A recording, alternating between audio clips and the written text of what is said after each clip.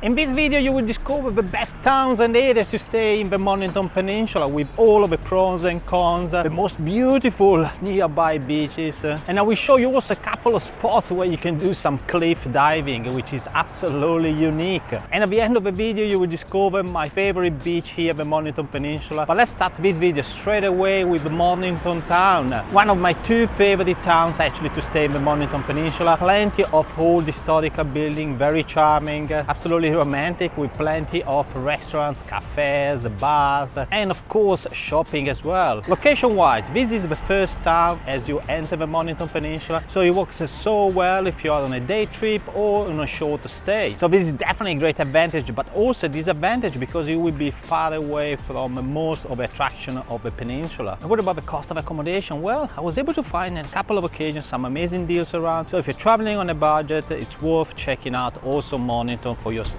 But let's check out a little bit of a town and I will show you straight away the first place for cliff diving.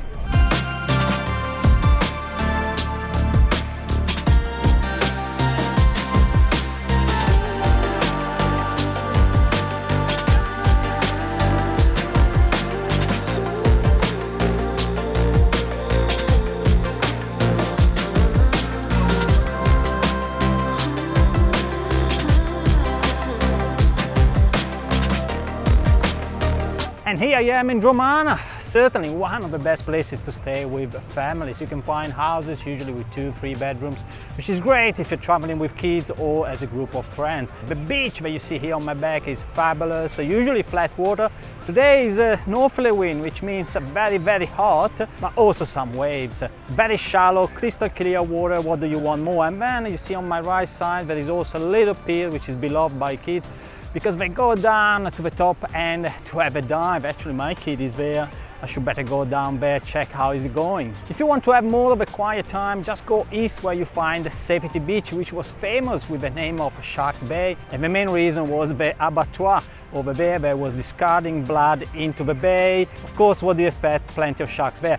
The abattoir was actually closed so many years ago, even before I was born, which means ages ago. So sharks now are super rare. I actually never heard of any in the last 10 years at least. Another great thing to do here with the kids is to go up, that you see here, to Arthur's Seat, which is the highest point here in the Mornington Peninsula. Fantastic views. You can go up there with a lovely road, which I love cycling there, or you can also take a cable car which takes up to the top, which is a great fun for kids obviously. So what's the drawback of staying here? Well, the town itself doesn't have so much charm as, for example, you can find in Sorrento or in Mornington. It's more of a shopping area really that follows the beach. Price-wise, it's neither expensive nor cheap, so it sits right in the middle.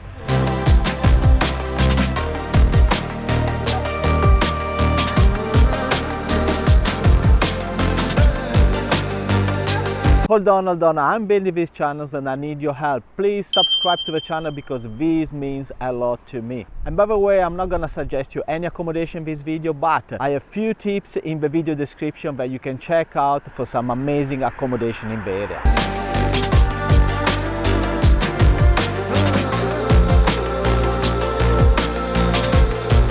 And here I am at the pier of Rye, a town that together with Rosebud offer probably the best value for money accommodation in the peninsula.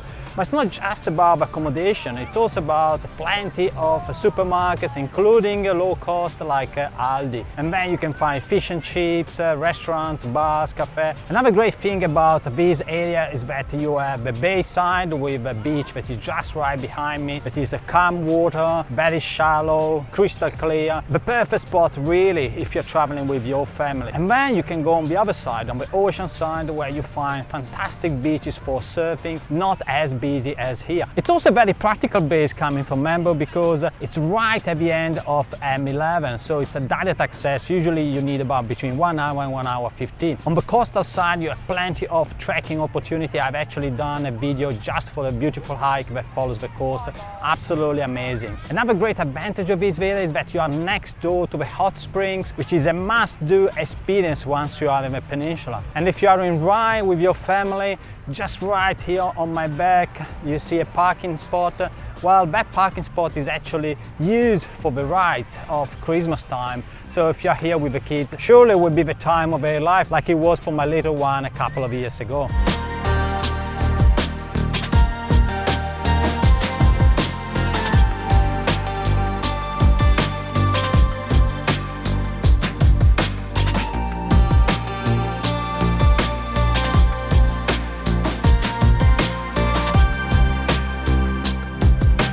And here I am in my favorite place to stay in spring and autumn, Red Hill, right in the middle of the Mornington Peninsula, between wineries which are absolutely stunning. You see one here on my back is the Gallant Winery. It's a fantastic spot not only to taste wine but also for local food. Some of the most amazing here around Melbourne. You can have a nice walks around, there are a couple of waterfalls. It's very quiet, very secluded, the perfect spot if you want to have a romantic breakaway. Of course, the major drawback is that you're going to be 20 to 30 minutes from either the bay beach or from the ocean beach. And what about the cost? Well, it's never expensive, no cheap, but what you find here in these areas are mostly houses with a few studio accommodation which are perfect if you are traveling with your partner.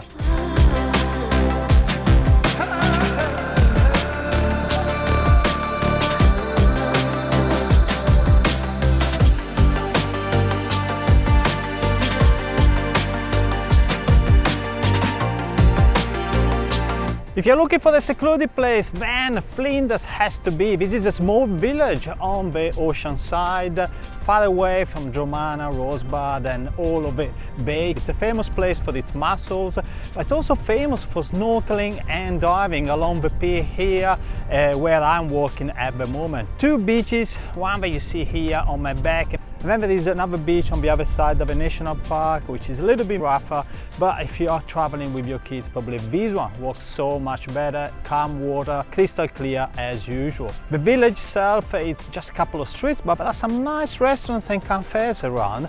Actually, here is usually where I stop for coffee during my rides in the Mornington Peninsula.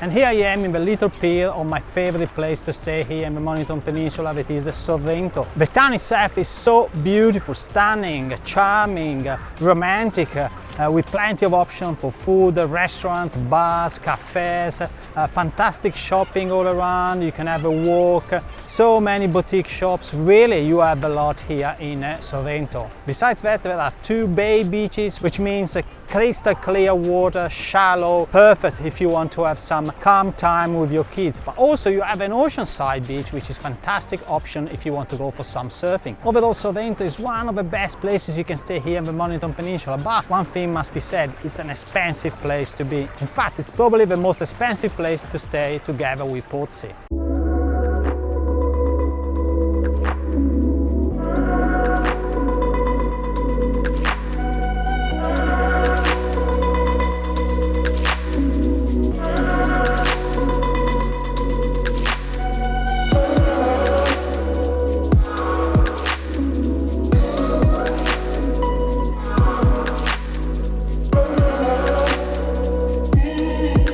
I am here in one of the last beaches of the peninsula in Portsea, surely the most exclusive place to stay in the peninsula. What you find here are usually big villas and mansions with pool, which are fantastic if you're traveling as a group of people or as a big family. And for sunset time, just make a point to go to Portsea Hotel for the best view that you can have of the bay. Of course, all of this luxury has a price. In fact, this is surely the most expensive area to stay in the peninsula. But the area itself is so green and beautiful with plenty of space. It's definitely a world apart from the rest of the peninsula. A couple of words about beaches. The ocean side is fantastic. This is the beach actually of Portsea, as I said, and it's long, beautiful, fantastic for surfing. Really, it's unbeatable and one of the best in the peninsula in my opinion. But if you want to have a quiet time in the bay side, there is not much going on there. There are a couple of beaches, very tiny, and most of the coast is actually exclusive to the villa. So if you get a villa with the beach, that's fine. Otherwise, it's very hard to find any access. You're also next door to the Point Nepean National Park, which is a fantastic place